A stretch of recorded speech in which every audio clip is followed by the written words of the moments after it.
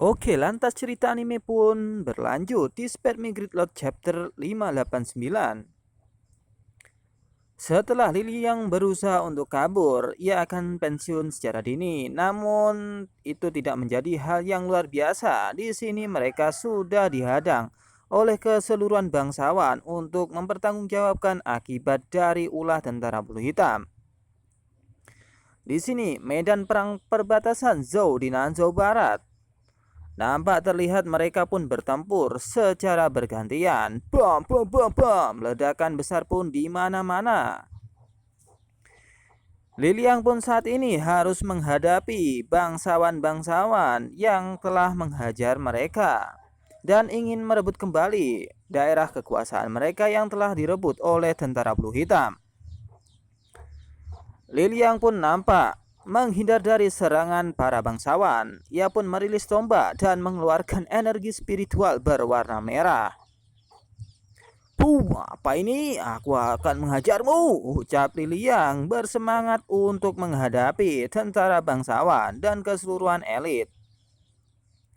Seketika itu, Liliang pun menebaskan tombaknya ke seseorang di sana dan boom! Besar! Ledakan besar pun terjadi. Panah-panah pun juga dilemparkan untuk menghadang Liliang yang berusaha untuk kabur dan melarikan diri. Namun Liliang pun tidak tinggal diam, ia pun berusaha untuk menghadapi utusan bangsawan tersebut dengan senyuman yang hangat. Seketika itu ia pun menebaskan tombaknya ke langit dan boom, bus. Kekuatan yang sangat kuat pun diluncurkan oleh Liliang untuk menghadang utusan bangsawan. Nampak Liliang pun bersemangat menghadapi mereka semua dan ingin segera pensiun. Hahaha, ucapnya tentara bangsawan kabupaten.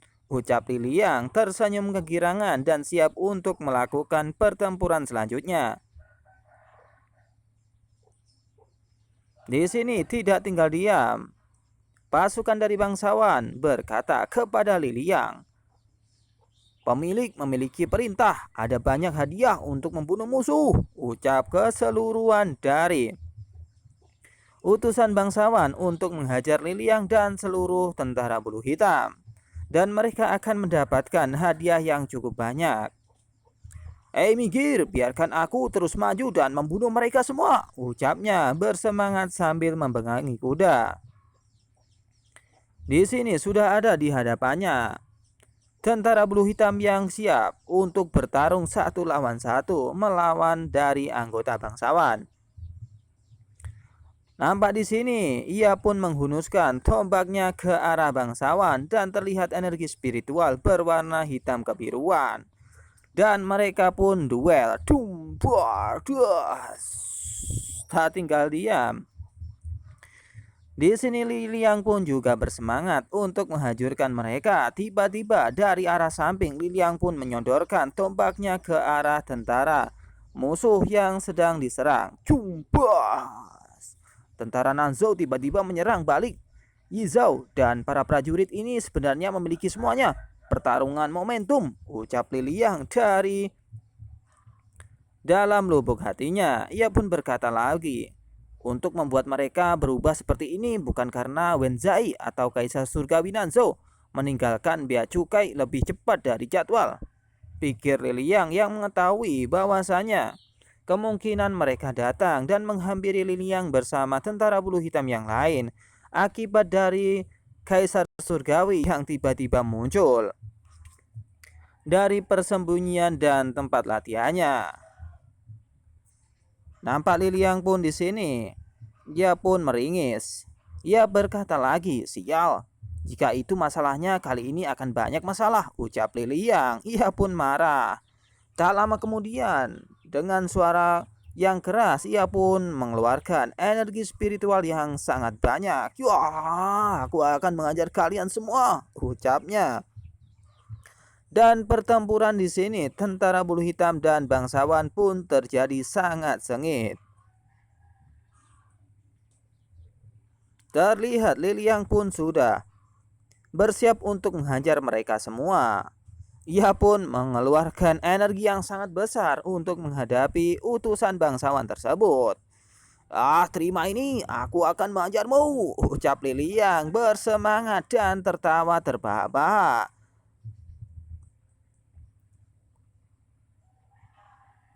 Ia pun lantas kemudian menebaskan tombaknya ke arah musuh dan terima ini, ledakan besar pun terjadi. Ia pun sekali lagi menebaskan tombaknya ke arah musuh dan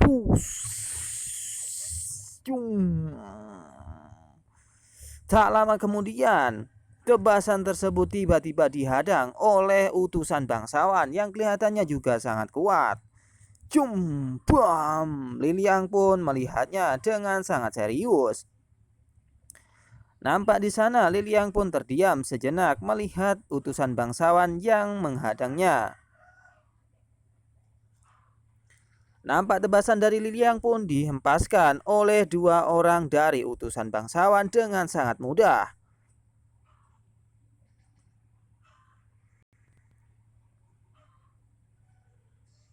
Liliang yang menyadari hal itu, ia pun berkata, "Apa sekarang para pekerja orang-orang mundur ke kota Shizhou terdekat sesegera mungkin. Juga segera beritahu Daying mengatakan apakah Wenzai mungkin telah meninggalkan bea cukai," ucap Liliang mengutus para prajurit dan tentara bulu hitam yang lain untuk mundur ke Yizhou, dan mereka akan berada di sana untuk beberapa waktu dan menghindari pertempuran yang terjadi antara utusan bangsawan dengan mereka semua. Liliang pun terdiam. Ia pun berkata di dalam hati, tampaknya Nanzhou dan Yizhou akan berada dalam kekacauan untuk sementara waktu, ucapnya yang bersiap untuk mundur dan melarikan diri dari pertempuran tersebut.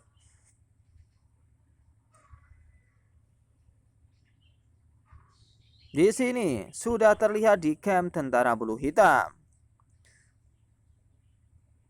Tempat yang sangat menyekam. Di sini telah ada seseorang yang sangat kuat, yakni Sang Kaisar Surgawi yang menakutkan. Inilah orang yang ditakuti oleh Liliang, yakni Kaisar Surgawi yang duduk di atas sana. Nampak budaknya di sana telah melaporkan sesuatu yang terjadi kepada Kaisar Surgawi. Ia berkata kepada tuannya, "Lapor dari depan kekuatan utama tentara bulu hitam yang ditarik dari jalur WB telah memasuki wilayah provinsi barat kita," ucapnya kepada Kaisar Surgawi.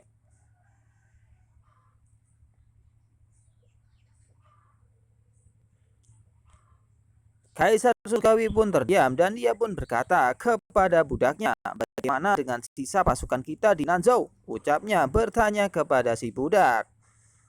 Nampak orang yang misterius, ia kelihatannya sangat kuat melebihi Lu Su dan yang lainnya, bahkan setingkat Wentian, yakni bajunya yang terlihat aneh seperti Wentian. Oke, kita lanjut. Kaisar Surgawi di sini yakni Huanxi, yakni Duanmu Huanxi yang pernah dikatakan oleh Liliang. Dan Liliang pun ketakutan dengan Kaisar Surgawi tersebut.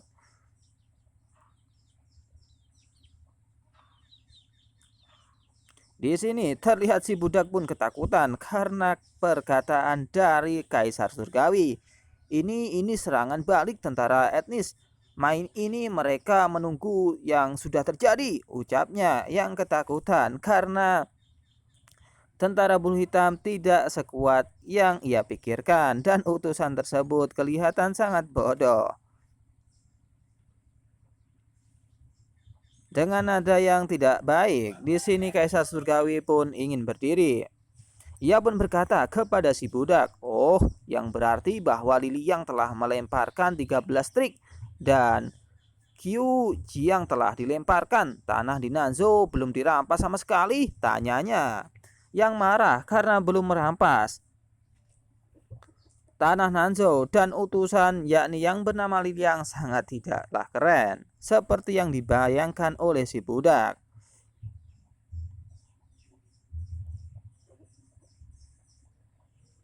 Nampak si budak pun kelihatan melihat Kaisar Surgawi dengan sangat panik.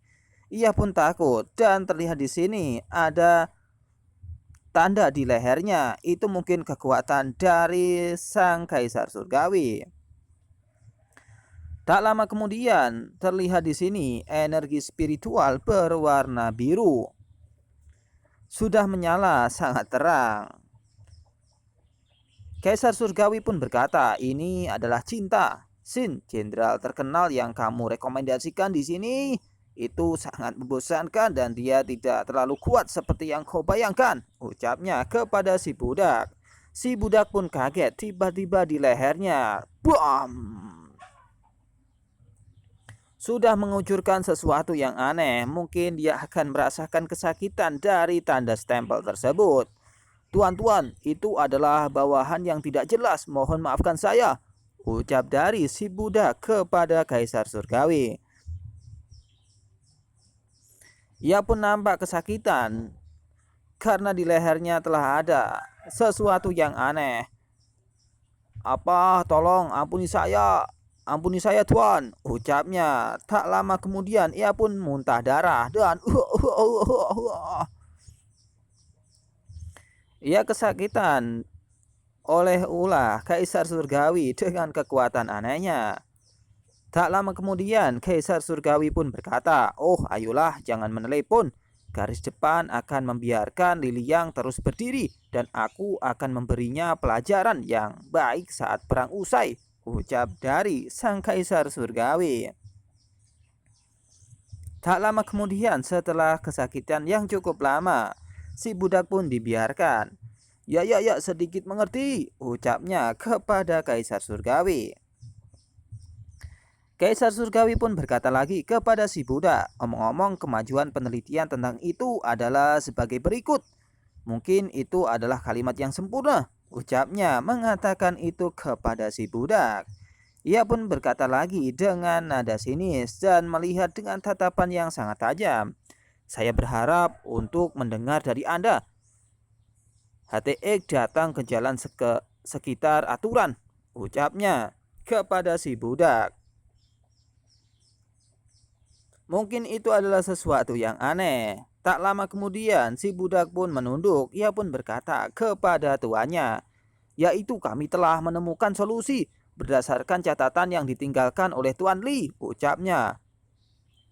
Kepada Kaisar Surgawi ia pun berkata lagi untuk melakukan sesuatu hal yang aneh dan trik yang mungkin saja bisa ia dapat dan ia pakai. Ia pun berkata kepada Kaisar Surgawi, "Anda dapat yakin bahwa pada waktunya kami akan dapat melanggar aturan yang ditinggalkan oleh orang itu dan membuka saluran luar angkasa ke tanah leluhur sehingga kedua dunia dapat sepenuhnya terhubung untuk mencapai keinginan Anda yang telah lama Anda hargai," ucap dari si budak. Kemungkinan di sini bumi dan dimensi lain akan digabungkan dan menjadi satu. Dan itu mungkin akan menakutkan sekali. Tak lama kemudian Kaisar Surgawi pun kelihatan sedikit marah. Ia pun menatap dan diam sejenak. Tak lama kemudian ia pun tertawa seperti layaknya Kaisar Surgawi yang lain. "Hahaha, melanggar aturan yang ditinggalkan," ucapnya sambil pergi meninggalkan si budak. "Dikatakan dengan baik dan itu dikatakan dengan baik," ucapnya. Kemudian ia pun bergegas untuk pergi meninggalkan si budak. Namun sebelum ia pergi, ia pun berkata kepada si budak sekali lagi, "Manfaatkan kesempatan ini, semoga Anda tidak mengecewakan saya," ucapnya. Si budak yang ketakutan ia pun hanya bisa mengatakan iya kepada Kaisar Surgawi. Iya tuan, akan kami laksanakan," ucapnya. Beberapa saat kemudian, seperti layaknya Wan Tian, ia pun kemudian membuka dimensi lain dan masuk ke dalam dimensi tersebut. Seketika ia meninggalkan lokasi dan lenyap dengan seketika. Si budak yang kelihatan marah akibat dari kaisar surgawi yang menekannya. Ia pun lantas berkata di dalam hati sambil menuju sesuatu tempat.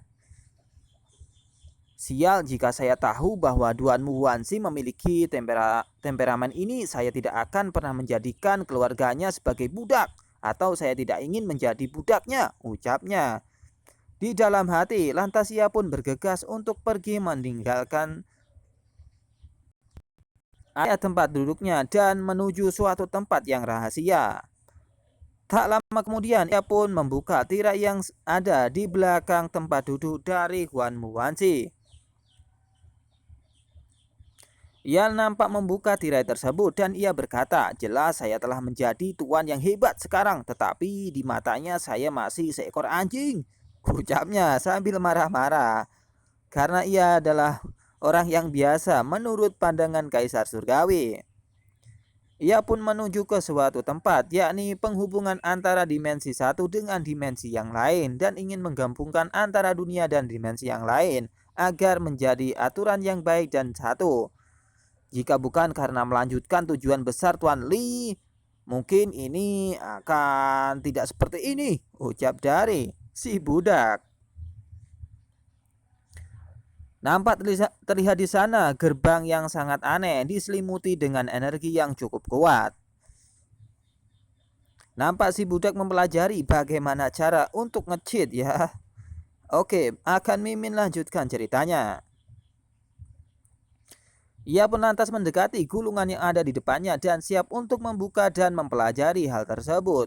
Lozu lebih baik mati daripada selamat dari perbudakan dan membelot dari Zizou, ucapnya. Yang saat ini sebenarnya ia ingin membelot dari kaisar surgawi dan tidak ingin menjadi budak karena ia akan di Pulau Soro ya. Oke, Mimin akan lanjut. Lupakan, habiskan. Si lebih baik memanfaatkan waktu untuk mempelajari metode membuka saluran luar angkasa, ucapnya sambil berteriak menangis. Ia pun membuka gulungan tersebut dan siap untuk melanjutkan pembelajaran yang akan ia lakukan. Setelah ia membuka gulungan tersebut, tertuliskan di sana, mereka yang berdiri di ranah master hebat dapat berevolusi. Aturan kultivasi ditambahkan kembali di sini. Saluran luar angkasa berdiri. Langkah ini mungkin aturan spatiotemporal, tetapi pendekatan ini memiliki banyak resiko. Tulisan di sana menyebutkan seperti itu dan bersiap. Ia pun bergegas untuk bisa mengendalikan semuanya. Nampak energi spiritual yang sangat dahsyat terlihat di sana yang bercahaya. Sepertinya ia akan membuka gerbang dimensi lain dan sesuatu pun akan terjadi di mana-mana, bahkan terjadi di bumi. Seketika itu gerbang kelihatannya diam-diam saja dan nampak bercahaya berwarna biru. Si budak pun hanya berdiri dan mungkin ia membacakan mantra yang aneh ya. Oke, Mimin lanjut. Tak lama kemudian ia pun berkata, kerajaan Tuhan yang dirindukan semua orang, cepat atau lambat aku akan melihat seperti apa rupamu, ucapnya sambil menangis. Seolah ada sesuatu hal yang menakjubkan di sana. Dan ia membayangkan akan menemui seseorang. Atau bahkan lebih dari itu. Oke, Mimin akan lanjut. Di sini kita akan balik lagi ke bumi. Ini Lusu belum kembali, tapi episodenya sudah kembali ke bumi di Institut Pertapaan Resol di bumi. Nampak di sana hari-hari yang tenang dan gedung-gedung yang tinggi di wilayah bumi. Di sini seseorang telah ada di sana dan melihat berita yang ada di depannya. Peringatan terjadi fluktuasi energi yang tidak normal. Peringatan Lewengsan yang paling sering dan ini akan berbahaya. Koordinat di Gunung Longmeng. Nampak di sini layaknya mereka melihat dan menonton sesuatu, yakni berita yang berada di sana karena fluktuasi sedang terjadi di Gunung Longmeng. Mungkin mereka akan ada reruntuhan yang baru seperti episode-episode sebelumnya. Lantas kita diperlihatkan di Gunung Longmeng. Di sini sudah ada retakan yang sangat luar biasa. Mungkin itu akibat dari ulah si budak yang membuka gerbang dimensi lain dan akan menyatukan bumi dengan dimensi tersebut. Retakan itu pun menjalar dan akan terjadi sesuatu yang berbahaya. Di sana sudah terlihat mungkin itu adalah utusan dari Little Fury yang mengawasi area di gunung. Ia pun melihat hal tersebut, sesuatu hal yang aneh. Ia pun lantas berpikir di dalam hati dan mengkerutkan matanya sambil melihat retakan tersebut. Apa itu di langit? Saya tidak mengerti sama sekali. Pergi ke kakao itu besar, ucapnya sambil meneteskan sesuatu dan ia pun kabur untuk meninggalkan dan memberikan informasi itu kepada seseorang di sana. Setelah ia pun melihat retakan itu, nampak retakan itu pun kelihatannya kembali dan lenyap. Ia pun bergegas untuk meninggalkan dan melaporkan dari hasil informasi yang ia dapat. Dan cerita pun berakhir di sini, akan dilanjut di Spare Me Grill Out chapter selanjutnya.